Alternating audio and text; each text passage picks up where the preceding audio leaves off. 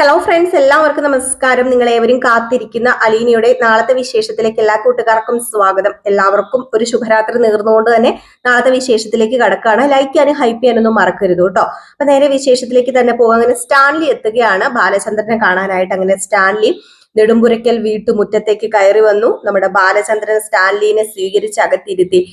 സ്റ്റാൻലിയുടെ കണ്ണ് മുഴുവൻ പതറിപ്പോവുകയാണ്. അപ്പം ഇങ്ങനെ തെരയുന്നുണ്ട്, ആരെയോ തെരയുന്നുണ്ട്. വേറെ ആരെയോ അല്ല, അലീനയെ തന്നെയാണ്. അലീന അവിടെയൊന്നും കാണുന്നില്ല. ഈ ഒരു സമയത്ത് നമ്മുടെ ബാലചന്ദ്രൻ അലീനയോട് പറഞ്ഞു, എനിക്കൊരു ഗസ്റ്റ് ഉണ്ട്, ഒരു ക്ലയന്റ് ഉണ്ട് ഇന്ന്. അപ്പൊ മോളൊരു കാര്യം ചെയ്യും, ഒരു ഗ്ലാസ് ചായ എടുക്കാൻ പറഞ്ഞായിരുന്നു. അപ്പൊ അങ്ങനെ നമ്മുടെ അലീന ചായ എടുക്കാനായിട്ട് കിച്ചണിൽ പോയേക്കുമായിരുന്നു. അങ്ങനെ ബാലചന്ദ്രന് മനസ്സിലായി തെരയുന്നത് വേറെ ആരെയല്ല, അലീനയാണെന്ന്. അപ്പോഴത്തേക്കും ചോദിച്ചു, നമ്മുടെ ബാലചന്ദ്രൻ ചോദിച്ചു, അലീനയെ കാണാൻ തിടുക്കമായോ? അവളുടെ മുമ്പില് വേറൊരു രീതിയിൽ നമ്മൾ സംസാരിക്കരുത്, പെട്ടെന്ന് നമ്മളെല്ലാം ക്യാച്ച് ചെയ്യും, എല്ലാം പെട്ടെന്ന് നമുക്ക് മനസ്സിലാകും. അതുകൊണ്ട് താങ്കൾ ഇപ്പൊ എന്റെ ക്ലയന്റ് മാത്രമാണ്, എന്നെ കാണാൻ വന്ന എന്റെ ക്ലയന്റ് ആണ്, ആ ഒരു രീതിയിൽ സംസാരിക്കാവുള്ളൂ എന്ന് പറഞ്ഞപ്പോഴത്തേക്കും ബാലചന്ദ്രൻ ഓക്കെ, ഞാൻ ആ ഒരു രീതിയിൽ മാത്രമേ സംസാരിക്കത്തുള്ളൂ എന്ന് പറഞ്ഞു. ഏതായാലും ഈ ഒരു സമയത്ത് നമ്മുടെ അലീനയെ ചായ ആയിട്ട് ഇങ്ങനെ വരികയാണ് കേട്ടോ. അപ്പം അലീന ചായ ആയിട്ട് വന്നു. അലീന ചായ ആയിട്ട് വന്ന ഉടനെ തന്നെ നമ്മുടെ ബാലചന്ദ്രൻ അലീനയെ കണ്ട് ഞെട്ടി പോവാണ് കേട്ടോ. ഞെട്ടി പതറി പോവാണ്, വിളറി വെളുത്തു പോവുകയാണ്. കാരണം ഇനിയിപ്പൊ DNA ടെസ്റ്റിനോ വേറെ ഒരു തെളിവും വേറെ ഒരു പ്രൂഫും ആവശ്യമില്ല. തന്റെ അമ്മയുടെ ചിന്നമ്മ എന്ന് പറയുന്ന തന്റെ അമ്മയുടെ അതേ ഷേപ്പാണ്. ഏതായാലും ഒന്നിങ്ങനെ പകച്ചിങ്ങനെ നോക്കി നിൽക്കുകയാണ് കേട്ടോ. നമ്മുടെ അലീന കൊണ്ടുവന്ന ചായ പോലും മേടിക്കാതെ പെട്ടെന്ന് അലീനയുടെ മുഖത്ത് തന്നെ നോക്കിയിരുന്നു. അപ്പം ബാലചന്ദ്രന് മനസ്സിലായി ഇതിങ്ങനെ പോയി കഴിഞ്ഞാൽ ശരിയാവത്തില്ല. അപ്പം ബാലചന്ദ്രൻ പെട്ടെന്ന്, അല്ല നിങ്ങൾക്ക് ഇവളെ നേരത്തെ വല്ല കണ്ട് പരിചയം വല്ലതും ഉണ്ടോ? അവളുടെ മുഖത്തേക്ക് തന്നെ നോക്കുന്നു എന്നിങ്ങനെ ചോദിച്ചപ്പോഴത്തേക്കും പെട്ടെന്ന് ഒരു പതർച്ചയും ഇല്ലാതെ പെട്ടെന്ന് തന്നെ മുഖത്തെ ഭാവമൊക്കെ മാറ്റിയിട്ട്, ഞാൻ എവിടെയോ ഈ കുട്ടീനെ കണ്ടിട്ടുള്ളത് പോലെ എനിക്ക് തോന്നി, എവിടെയോ ഒരു കണ്ടുപരിചയം, എന്തോ ഒരു കണ്ടുപരിചയം പോലെ തോന്നി എന്ന് പറഞ്ഞപ്പോഴത്തേക്കും അലീന ചിരിക്കാണ് കേട്ടോ. അപ്പൊ അലീന ചിരിച്ചു. അപ്പോഴത്തേക്കും നമ്മുടെ ബാലചന്ദ്രൻ പറഞ്ഞു, ഇതെന്റെ മകളാണ്, അലീന എന്നാണ് ഇവളുടെ പേര് എന്ന് പറഞ്ഞു. അപ്പോഴത്തേക്കും ഇന്ന ചായ കുടിക്കെന്ന് പറഞ്ഞ് ചായ കൊടുത്തു കേട്ടോ. അലീന തന്നെ ചായ കൊടുത്തു. അലീന ചായ കൊടുത്തു. വീണ്ടും നമ്മുടെ സ്റ്റാൻലിയുടെ കണ്ണ് അലീനയിൽ തന്നെ കുരുങ്ങി കിടക്കുകയാണ്. കണ്ണിട്ടുക്കാനായിട്ട് പറ്റുന്നില്ല. അതുപോലെ തന്നെ നമ്മുടെ സ്റ്റാൻലിക്ക് 3 മക്കളുണ്ടല്ലോ, അതിലൊരു പെൺകുട്ടിയുടെ അതേ ഷേപ്പ് തന്നെയാണ് ഈ പറയുന്ന അലീനയ്ക്ക് കേട്ടോ. അപ്പൊ അതുകൊണ്ട് ഇനിയിപ്പം യാതൊരു സംശയവും ഇല്ല, ഉറപ്പിച്ചു തന്റെ മകള് തന്നെയാണ് അലീന എന്ന് മനസ്സിലായി. അതും വൈജിക്കും തനിക്കും ഉണ്ടായ മകള് തന്നെയാണ് അലീന എന്ന് യാതൊരു സംശയവും ഇല്ല. അങ്ങനെ അലീന ചായ കൊടുത്തിട്ടല്ല, ഇതാരാ അച്ഛ എന്ന് ചോദിച്ചപ്പോഴത്തേക്കും ഇതൊരു ക്ലയന്റ് ആണ്, ഞാൻ നിന്നോട് പറഞ്ഞില്ലായിരുന്നോ എനിക്കൊരു ക്ലയന്റ് ഉണ്ടെന്ന്? അത് ഇദ്ദേഹമാണ്. ഇദ്ദേഹം വലിയൊരു ബിസിനസ്സുകാരനാണ്. അതിനുപരി ഇദ്ദേഹത്തിന് ഒരുപാട് റബ്ബർ തോട്ടങ്ങളൊക്കെ ഉണ്ട്. വലിയൊരു ബിസിനസ്മാൻ ആണ് പുള്ളിക്കാരൻ എന്നുള്ള രീതിയിലൊക്കെ ഇങ്ങനെ പരിചയപ്പെടുത്തി. അപ്പോഴത്തേക്കും നമ്മുടെ അലീന, ആണോ, എവിടെയാ വീടെന്ന് ചോദിച്ചപ്പോഴത്തേക്കും എന്റെ വീട് ഇന്ന സ്ഥലമാണ് എന്ന് പറഞ്ഞ് പേരൊക്കെ മാറ്റി പറയുന്നുണ്ട് സ്റ്റാൻലി. ഒരു പതർച്ചയും ഇല്ലാതെ എന്തോ പറഞ്ഞു പഠിപ്പിച്ചു വെച്ചതുപോലെ തന്നെയാണ് സ്റ്റാൻലി ആ ഒരു പേരൊക്കെ പറയുന്നത്, ഏതോ ഒരു സ്ഥലത്തിന്റെ പേരൊക്കെ പറയുന്നു. ഏതായാലും ഒരു മുഖവരയും ഇല്ലാതെ നമ്മുടെ അലീന കേറി അങ്ങ് സ്റ്റെയർ കയറി പോയിട്ടോ. അപ്പൊ സ്റ്റെയർ കയറി പോകുമ്പോൾ അലീനയുടെ കൂടെ തന്നെ നമ്മുടെ സ്റ്റാൻലിയുടെ കണ്ണ് പോവുക. ആ സ്റ്റെയറിലേക്ക് തന്നെ നോക്കി അലീന എവിടം വരെ ചെല്ലുന്നോ അവിടം വരെ പോയി. ഏതായാലും ഈ സമയത്ത് ചായ തണുത്തു പോകും. മിസ്റ്റർ സ്റ്റാൻലി ചായ കുടിക്കാൻ പറഞ്ഞു. അങ്ങനെ ചായ കുടിച്ചു. ചായ കുടിച്ചതിന് ശേഷം ഇനി നമുക്ക് പുറത്തിറങ്ങി നിന്ന് സംസാരിച്ചാൽ പോരെ എന്ന് സ്റ്റാൻലി ചോദിച്ചപ്പോഴത്തേക്കും പുറത്തിറങ്ങി നിന്ന് സംസാരിക്കാന്ന് പറഞ്ഞ് നമ്മുടെ ബാലചന്ദ്രൻ പുറത്തിറങ്ങി എന്നല്ലേ സംസാരിക്കാൻ പറ്റത്തുള്ളൂ, കൂടുതൽ വിശദമായിട്ട് സംസാരിക്കണമെങ്കിൽ പുറത്തിറങ്ങി സംസാരിക്കാൻ പറ്റത്തുള്ളൂ. അങ്ങനെ നമ്മുടെ ബാലചന്ദ്രനുമായിട്ട് പുറത്തു പോയി. അപ്പൊ അലീനയോട് പറഞ്ഞു. അപ്പൊ അലീന സ്റ്റെയർ ഇറങ്ങി വീണ്ടും താഴെ വന്നു കേട്ടോ, എന്തോ ആവശ്യത്തിന്. അപ്പോഴും വീണ്ടും ഈ സ്റ്റാൻലി അലീനയെ തന്നെ കണ്ണെടുക്കാതെ നോക്കണുണ്ട്. ഏതായാലും അലീന ഇറങ്ങി താഴെ വന്ന് എന്തോ കാര്യങ്ങളൊക്കെ നമ്മുടെ ബാലചന്ദ്രനോട് പറഞ്ഞപ്പം പറഞ്ഞു, ഞാൻ ഇയാളെ ഇവിടെയൊക്കെ ഒന്ന് പരിസരമൊക്കെ ഒന്ന് കാണിച്ചു കൊടുക്കട്ടെ മോളെ എന്ന് പറഞ്ഞപ്പോഴത്തേക്കും ആയിക്കോട്ടെ, അല്ല ഫുഡ് കഴിക്കാൻ ഇവിടെ ഉണ്ടോ? ഇന്ന് ഫുഡ് കഴിക്കാനുണ്ടെങ്കിൽ ഞാൻ എന്തെങ്കിലും ഉണ്ടാക്കായിരുന്നു അച്ഛാന്ന് പറയുമ്പോഴത്തേക്ക് സ്റ്റാൻലി പറഞ്ഞു, അയ്യോ വേണ്ട, ഫുഡൊന്നും ഞാൻ കഴിക്കാൻ നിൽക്കുന്നില്ല, ഞാൻ ഫുഡ് കഴിക്കാൻ വരെ വെയിറ്റ് ചെയ്യത്തില്ല, ഞാൻ പോകുന്നു പറഞ്ഞിട്ട് നേരെ നമ്മുടെ ഇപ്പം ഓക്കെ ആയിക്കോട്ടെ എന്ന് പറഞ്ഞു. നിർബന്ധിക്കാനും പോയില്ല കേട്ടോ അലീന. അപ്പം നമ്മുടെ ബാലചന്ദ്രനും പറഞ്ഞു, വേണ്ട, അയാൾക്ക് വേണ്ടെങ്കിൽ അവർക്ക് ഒത്തിരി തിരക്കും കാര്യങ്ങളൊക്കെ ഉള്ളതല്ലേ, ഇപ്പൊ സാരമില്ല എന്ന് പറഞ്ഞു. അലീന പിന്നെ അകത്തേക്ക് കയറിപ്പോയി. പിന്നെ സ്റ്റാൻലിയും ബാലചന്ദ്രനും പുറത്ത് വന്ന് നിന്നാണ് സംസാരിക്കുന്നത്. അങ്ങനെ പുറത്ത് വന്ന് നിന്നപ്പോഴത്തേക്കും നമ്മുടെ സ്റ്റാൻലി ഇങ്ങനെ മാറി നിൽക്കുക. അപ്പൊ സ്റ്റാൻലി ഇങ്ങനെ മാറി നിന്നത് ബാലചന്ദ്രൻ പുറകിൽ ചെന്നിട്ട്, അല്ല തനിക്ക് തന്റെ മകളെ കണ്ടിട്ട് എന്താണ് തോന്നുന്നത്? സോറി, തന്റെ മകളാണോ എന്ന് തനിക്ക് സംശയമാണല്ലോ. അപ്പൊ ഞാൻ അങ്ങനെ പറയുന്നത് ശരിയല്ലെന്ന് എനിക്കറിയാം. തനിക്ക് എന്താണ്, തന്റെ അഭിപ്രായം എന്താണ്, താൻ അലീനയെ കണ്ടിട്ട് എന്താ തോന്നുന്നത് എന്ന് ചോദിച്ചപ്പോഴത്തേക്കും പ്രത്യേകിച്ച് എനിക്ക് ഒന്നും തോന്നാനില്ല, ഇനിയിപ്പം എനിക്കൊന്നും തോന്നേണ്ട കാര്യവുമില്ല, കാരണം എനിക്ക് ഒറ്റ നോട്ടത്തിൽ തന്നെ മനസ്സിലായി അവൾ ആരാണ്, അവൾ എന്റെ മകളാണോ അല്ലയോ എന്ന് അവളെ ഒറ്റ നോട്ടത്തിൽ തന്നെ എനിക്ക് മനസ്സിലായി എന്ന് പറഞ്ഞപ്പോൾ അതെങ്ങനെ തനിക്ക് ഒറ്റ നോട്ടത്തിൽ അവളെ കണ്ടപ്പോൾ മനസ്സിലായി എന്ന് ചോദിച്ചപ്പോഴത്തേക്കും വേറെ ഒന്നുമല്ല, എന്റെ അമ്മയുടെ അതേ ഷേപ്പാണ് അവക്ക്. അത് അതേപടി എന്റെ അമ്മയെ അതേപടി ഉരിച്ചു വെച്ചിരിക്കുകയാണ്. അതുകൊണ്ട് തന്നെ എനിക്ക് യാതൊരു സംശയമില്ല. അതുപോലെ തന്നെ എന്റെ മോള്, എന്റെ വിവാഹം കഴിഞ്ഞതാണ്, എനിക്ക് 3 മക്കളുണ്ട്. ആ 3 മക്കളിൽ ഒരു മോളെ പോലെയും കൂടിയാണ് അവൾ ഇരിക്കുന്നത്. എനിക്ക് യാതൊരു സംശയമില്ല അലീന എന്റെ മകള് തന്നെയാണെന്ന് പറഞ്ഞപ്പോഴത്തേക്കും അപ്പൊ തനിക്ക് മനസ്സിലായി. അപ്പൊ ഇനി പ്രൂഫ് തിരക്കിയോ തെളിവുകൾ തപ്പിയോ ഒന്നും പോകേണ്ട ഒരാവശ്യവും ഇല്ലല്ലോ. ഇല്ല, ഒരിക്കലും എനിക്കിനി ഒരു തെളിവിന്റെയും ആവശ്യമില്ല, അവൾ എന്റെ മകളാണെന്ന് എനിക്ക് മനസ്സിലായി എന്ന് പറയുമ്പോഴത്തേക്കും അപ്പം ഇനി തന്റെ പ്ലാൻ എന്താണ്, ഇനി എന്താണ് തന്റെ ഉദ്ദേശം? തന്റെ മകളെ തനിക്ക് കൊണ്ടുപോകണമെന്നുണ്ടോ? ഒരിക്കലും ഞാൻ നിർബന്ധിക്കില്ല. തനിക്ക് തന്റെ മകളെ കൊണ്ടുപോകണം എന്ന് പറഞ്ഞ് ഒരിക്കലും അവളെ ഞാൻ തലയിൽ കെട്ടിവെക്കില്ല. മാത്രമല്ല അവൾ തന്റെ മകളാണ് എന്ന് ഞാൻ ഇടയ്ക്ക് പറയുന്നുണ്ടെങ്കിലും അവളെ എന്റെ മകളായിട്ടാണ് ഞാൻ കാണുന്നത്.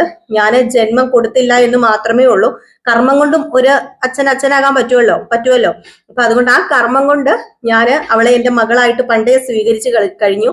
അവളെ എന്റെ അച്ഛനായിട്ടും കരുതി കഴിഞ്ഞു. അതുകൊണ്ട് അവളെ ഞാൻ തൂത്തുവാരി എറിഞ്ഞ് നിങ്ങളുടെ കൂടെ എനിക്ക് ആർക്കും വേണ്ടാത്ത ഒരു വേസ്റ്റ് ആയിട്ട് നിങ്ങളുടെ കൂടെ വിടുന്നതല്ല. ഒരിക്കലും അങ്ങനെ നിങ്ങൾ കരുതരുത്.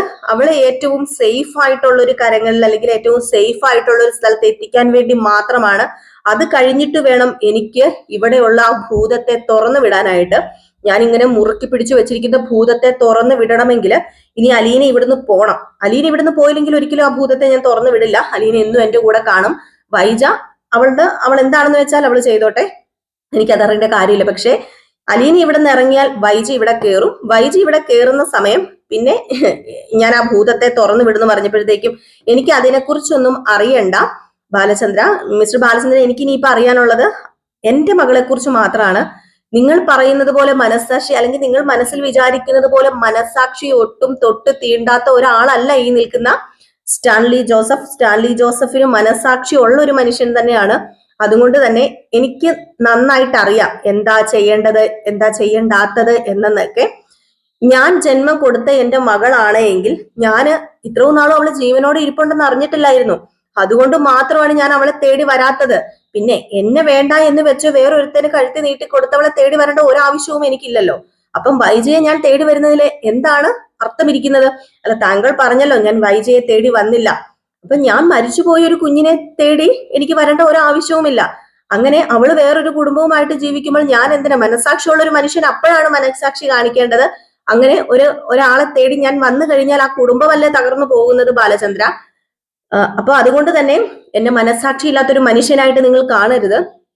എന്റെ കൊക്കിന് ജീവൻ ഉണ്ടെങ്കിൽ എനിക്ക് എന്താ പറയാ, എനിക്ക് അങ്ങനെ ഒരു മകള് പിറന്നിട്ടുണ്ടെങ്കിൽ അവളെ ഞാൻ ഇവിടെ നിന്ന് കൊണ്ടുപോയിരിക്കും. അവളെ ഞാൻ കൊണ്ടുപോയി എന്റെ കൊളുത്തുപുഴയിലെ കൊട്ടാരം പോലെയുള്ള വീട്ടിൽ അവളെ രാജകുമാരിയായിട്ട് ഞാൻ വാഴിച്ചിരിക്കും. അവളെ ഞാൻ കൊണ്ടുപോകും. പക്ഷെ എനിക്ക് അതിന് കുറച്ച് ടൈം വേണം, എനിക്ക് കുറച്ച് കാര്യങ്ങളൊക്കെ സെറ്റ് ചെയ്യാനുണ്ട് എന്ന് പറഞ്ഞപ്പോഴത്തേക്കും നമ്മുടെ ബാലചന്ദ്രൻ ഓക്കെ യെസ് പറഞ്ഞു. ഓക്കെ, താൻ എപ്പ തന്റെ കാര്യങ്ങളൊക്കെ ഓക്കെ ആകുന്നോ ആ ഒരു സമയത്ത് അലീനയെ ഞാൻ അവിടെ കൊണ്ടാക്കുന്നതായിരിക്കും എന്ന്. അല്ല, അപ്പൊ അലീനയെ എന്ത് പറഞ്ഞാണ് കൊണ്ടാക്കുന്നതെന്ന് ചോദിക്കുമ്പോൾ ഞാൻ പറയും അവളുടെ സ്വന്തം അച്ഛൻ സ്റ്റാൻലി ജോസഫിന്റെ അടുത്തേക്കാണ് അവളെ കൊണ്ടുവിടുന്നതെന്ന് പറഞ്ഞിട്ട് മാത്രമേ ഞാൻ അവളെ അങ്ങോട്ടേക്ക് കൊണ്ടുവിടത്തുള്ളൂ. പിന്നെ അവളെ അവിടെ എത്തിക്കഴിയുമ്പോൾ താങ്കൾക്ക് വേണ്ട കറിവേപ്പില പോലെ കളയാനാണ് ഉദ്ദേശമെങ്കിൽ ഒരിക്കലും അങ്ങനെ ചെയ്യരുത്. അവളെ തനിക്ക് ഉൾക്കൊള്ളാൻ പറ്റുന്നില്ല എങ്കിൽ തീർച്ചയായിട്ടും അവളെ എന്റെ കൈകളിൽ തന്നെ തിരിച്ചേൽപ്പിക്കണം. അതുപോലെ പ്രാണനായിട്ട് ഞാൻ എന്റെ മകളെ സ്നേഹിക്കുന്നുണ്ട് സ്റ്റാൻലി എന്ന് പറയുന്നുണ്ട്. ഏതായാലും ഈ പറയുന്ന ബാലചന്ദ്രന്റെ നല്ല മനസ്സും സ്റ്റാൻലിയുടെ നല്ല മനസ്സൊക്കെ നമുക്ക് നാളെ വ്യക്തമാവും കേട്ടോ. അപ്പൊ അങ്ങനെ നമ്മുടെ സ്റ്റാൻലി അവിടുന്ന് പോവുകയാണ്. അപ്പൊ സ്റ്റാൻലിയോട് സംസാരിക്കുകയൊക്കെ ചെയ്തല്ലോ പുറത്തിറങ്ങി. അപ്പൊ സ്റ്റാൻലി പോയി കഴിഞ്ഞപ്പോഴത്തേക്കും ബാലചന്ദ്രന്റെ അകത്തേക്ക് കയറി ചെന്നപ്പോഴത്തേക്കും അലീന ചോദിച്ചു, അല്ല അച്ഛ അത് ആരാ വന്നത്? അത് ഏത് ക്ലയന്റാ? അച്ഛൻ ഇതുവരെ പറഞ്ഞു കേട്ടിട്ടില്ലല്ലോ. ഇത് എങ്ങനെയാണ് ഇങ്ങോട്ടേക്ക് വന്നത് ക്ലയന്റ്? സാധാരണ ഓഫീസിലേക്കാണല്ലോ ക്ലയന്റ്സ് ഒക്കെ വരുന്നതെന്ന് പറഞ്ഞപ്പം അത് ഒരു സ്പെഷ്യൽ ക്ലയന്റ് ആണ്, എനിക്ക് വേണ്ടപ്പെട്ട ഒരു ആളാണ്. അപ്പൊ അതുകൊണ്ടാണ് ഓഫീസിൽ വേണ്ട, ഇവിടെ വന്നാൽ മതി എന്ന് പറഞ്ഞത്. അല്ല, എങ്ങനെയുണ്ട് എന്റെ ക്ലയന്റ്, കൊള്ളാമോ എന്ന് ചോദിച്ചപ്പോഴത്തേക്കും നല്ല മനുഷ്യനാ. അല്ല, കാണുമ്പോ തന്നെ എന്തോ നമുക്കൊരു മുഖത്തൊരു ഇത് തോന്നും, എന്തോ ഇത് തോന്നുന്നുണ്ട്. ഞാനും എന്തോ കണ്ടു മറന്നൊരു മുഖമായിട്ടൊരു ഫീൽ ഉണ്ട് എനിക്ക് എന്തോ ഞാനും കണ്ടു മറന്നതുപോലെ തോന്നുന്നു, എവിടെയോ കണ്ടു മറന്നൊരു മുഖം പോലെയൊക്കെ എനിക്കും തോന്നുന്നുണ്ടെന്ന് സ്റ്റാൻലി അല്ല സോറി അലീന ബാലചന്ദ്രനോട് പറയപ്പം മനസ്സിൽ ബാലചന്ദ്രൻ പറയുന്നുണ്ട്, നിന്റെ അച്ഛനാടി അത്, ആ ഒരു ഇത് നിനക്ക് തോന്നുന്നതായിരിക്കും, അല്ലെങ്കിൽ ആ ഒരു ഹിന്റ് നിനക്ക് കിട്ടിയതായിരിക്കും, നിന്റെ അച്ഛനാണത്, ഒരു രക്തബന്ധം, ഒരേ രക്തമാണല്ലോ, ഒരേ രക്തം എന്ന് പറഞ്ഞാൽ ആ രക്തം തന്നെയാണല്ലോ ഇത്, അപ്പം ആ ഒരു ഇതായിരിക്കും എന്നുള്ള രീതിയിൽ മനസ്സിൽ ഇങ്ങനെ നമ്മുടെ ബാലചന്ദ്രൻ ഇങ്ങനെ ചിന്തിച്ചുകൊണ്ടിരുന്നപ്പോഴത്തേക്കും എന്താ ചിന്തിച്ചോണ്ടിരിക്കുന്നത്, ഓഫീസിലൊന്നും പോകുന്നില്ല ഇന്ന് എന്ന് ചോദിച്ചപ്പോ പോണം ഇന്ന് ഓഫീസിൽ പോണം. അല്ല നിനക്കെന്തോ കാര്യമോ പരിപാടിയോ ഒക്കെ ഉണ്ടെന്ന് പറഞ്ഞല്ലോ. എനിക്ക് കുറച്ച് പർച്ചേസിംഗ് ഒക്കെ ഉണ്ടായിരുന്നു, ഞാൻ പറഞ്ഞല്ലോ എനിക്ക് ആ അനാഥാലയത്തിലേക്ക് കുറച്ച് സാധനങ്ങളൊക്കെ മേടിച്ചു കൊടുക്കണം, ഇന്നിനിയിപ്പം പോകാൻ പറ്റത്തില്ലല്ലോ, നാളെ മതി അച്ഛാന്ന് പറയുമ്പോ എന്നാ പിന്നെ നമുക്ക് നാളെ പോകാം, കുഴപ്പമില്ല, നീ നാളത്തേക്ക് എല്ലാം സെറ്റ് ആക്കി വെച്ചോ, നമുക്ക് നാളെ രാവിലെ തന്നെ പോകാം. പിന്നെ പെട്ടെന്ന് അലീന എനിക്കൊരു കാര്യം പറയാനുണ്ട്, പിന്നെ ഞാൻ നിന്നോട് കൊളുത്തുപുഴയിൽ പോകുന്ന കാര്യം പറഞ്ഞായിരുന്നല്ലോ, നിന്നെ അവിടെ ഒരു സ്ഥലത്താക്കുന്ന കാര്യം പറഞ്ഞായിരുന്നല്ലോ, നിന്നോട് കൊളുത്തുപുഴയിലോ, അവിടെ ഒരു സ്ഥലത്താണ് നിന്നെ കൊണ്ടാക്കാൻ പോകുന്നത്, കൊളുത്തുപുഴ ഒരു വീട്ടിലാണ്, അപ്പം അവരെന്നെ വിളിച്ചിട്ടുണ്ടായിരുന്നു, നിന്നെ അങ്ങോട്ടേക്ക് കൊണ്ടുചെന്നോളാനാണ് പറഞ്ഞത് എന്ന് പറഞ്ഞപ്പോ ആണോ അവര് വിളിച്ചോ, അല്ല അച്ഛൻ അങ്ങോട്ട് വിളിച്ചതാണോ അവരിങ്ങോട്ട് വിളിച്ചതാണോ, ഞാന് അങ്ങോട്ട് വിളിച്ചൊന്നുമല്ല, അവരിങ്ങോട്ടായിട്ട് വിളിച്ചതാണ്. അലീന, നീ ഇനി പോകാൻ പോകുന്ന സ്ഥലം അത്രയ്ക്ക് സേഫ് ആയിട്ടുള്ള സ്ഥലം ആയതുകൊണ്ട് തന്നെ ഞാൻ ഇപ്പൊ ഒന്നും പറയുന്നില്ല, നമുക്ക് നാളെ കുറെ പർച്ചേസിംഗ് ഒക്കെ നടത്താനുണ്ട്, ഏതായാലും നീ ഇവിടുന്ന് പോവുമല്ലേ എന്ന് പറഞ്ഞപ്പോഴത്തേക്കും പോണം അച്ഛാ, പോയേ പറ്റൂ, ഏതായാലും ഇനി വേറൊരു സ്ഥലം അവരുമായിട്ട് ഇങ്ങനെ പൊരുത്തപ്പെട്ടൊക്കെ വരണം, ഇനി അവിടെ ചെന്ന് എന്തൊക്കെ അനുഭവിക്കേണ്ടി വരും എനിക്ക് അറിയില്ലല്ലോ എന്നിങ്ങനെ പറഞ്ഞപ്പോഴത്തേക്കും അവിടെ ചെന്ന് നിനക്ക് ഒന്നും അനുഭവിക്കേണ്ടി വരില്ല, നീ അവിടെ കഴിയാൻ പോകുന്നത് ഒരു രാജകുമാരിയെ പോലെ ആയിരിക്കും. അപ്പൊ രാജകുമാരിയെ പോലെയോ, അതിനവിടെ കൊട്ടാരം ഉണ്ടോ രാജകുമാരിയെ പോലെ കഴിയാന്? സാധാരണ രാജകുമാരിക്ക് ഒരു രാജാവ് വേണം, അല്ലെങ്കിൽ ഒരു രാജകുമാരി ആകണമെങ്കിൽ തന്റെ അച്ഛനും അമ്മയും രാജകുമാരി ആയിരിക്കണ്ടേ, അല്ലാതെ എങ്ങനെയാ ഞാൻ ഈ രാജകുമാരി ആവും, നീ അനാഥ പെണ്ണ് എങ്ങനെ രാജകുമാരി ആകും അച്ഛാന്ന് ചോദിക്കുമ്പോഴത്തേക്കും അതൊക്കെ നിനക്ക് മനസ്സിലാവും, നീ എങ്ങനെയാ രാജകുമാരി ആകാൻ പോകുന്നതെന്ന് അതൊക്കെ നിനക്ക് പതുക്കെ മനസ്സിലാകും, അതൊക്കെ ഞാൻ മനസ്സിലാക്കി തരാം അലീന എന്ന് പറഞ്ഞു.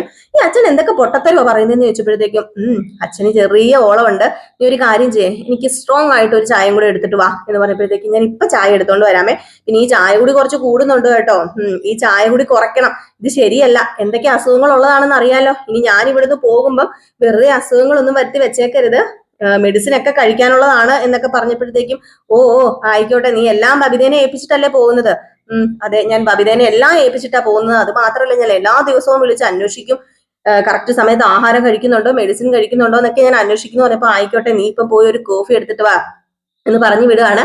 ഏതായാലും നമ്മുടെ ബാലചന്ദ്രൻ ഇങ്ങനെ നിൽക്കുകയാണ്, ഇനിയിപ്പം അലീന പോകുന്നതിന്റെ സങ്കടവും അലീന പോകുന്നതിന്റെ ആ ഒരു ഇതിലൊക്കെ ആയിരിക്കാം, ഭയങ്കര വിഷമമൊക്കെ ബാലചന്ദ്രനുണ്ട്.